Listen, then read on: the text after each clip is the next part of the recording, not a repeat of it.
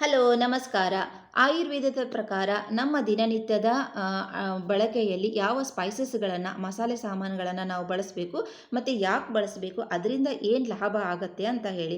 So usually ಟರ್ಮರಿಕನ್ನು, ginger, ಆಮೇಲೆ black pepper, cardamom, ಸಿನಾಮನ್ನು, ಇವುಗಳನ್ನು ನಾವು ಪ್ರತಿನಿತ್ಯ ಬಳಕೆ ಮಾಡಬೇಕು.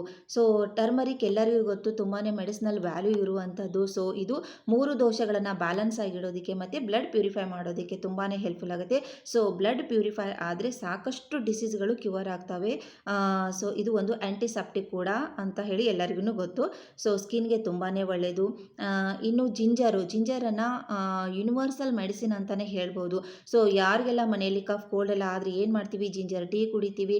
ಜಿಂಜರನ್ನು ನೀರಲ್ಲಿ ಬಾಯ್ಲ್ ಮಾಡಿ ತುಳಸಿ ಎಲೆಗಳನ್ನು ಹಾಕಿ ನೀರನ್ನು ಕುಡಿತೀವಿ. ಸೊ ಯಾಕಂತಂದರೆ ಆ ಕಫ್ ಕೋಲ್ಡ್ ಎಲ್ಲ ನಿವಾರಣೆ ಆಗಲಿ, ಆಮೇಲೆ ನಮ್ಮ ಮೆಟಾಬಾಲಿಸಮ್ ಚೆನ್ನಾಗಿರಲಿ, ಡೈಜೆಷನ್ ಆಗಲಿ ಅಂತ ಹೇಳಿ ನಾವು ಕುಡಿತೀವಿ. ಸೊ ಇನ್ನು ಜೀರಿಗೆಯನ್ನು ರಾತ್ರಿ ನೀರಲ್ಲಿ ಸೋಕ್ ಮಾಡಿ ಬೆಳಿಗ್ಗೆ ಹೊತ್ತು ಅದನ್ನು ಕುದಿಸಿ ಕುಡಿಯೋದ್ರಿಂದ ಡೈಜೆಷನ್ಗೆ ತುಂಬಾ ಹೆಲ್ಪ್ಫುಲ್ ಆಗುತ್ತೆ, ಬ್ಲೋಟಿಂಗ್ ಸಮಸ್ಯೆ ನಿವಾರಣೆ ಆಗುತ್ತೆ, ನ್ಯೂಟ್ರಿಯೆಂಟ್ ಅಬ್ಸರ್ಷನ್ ಆಗೋದಕ್ಕೆ ತುಂಬಾ ಹೆಲ್ಪ್ಫುಲ್ ಆಗುತ್ತೆ.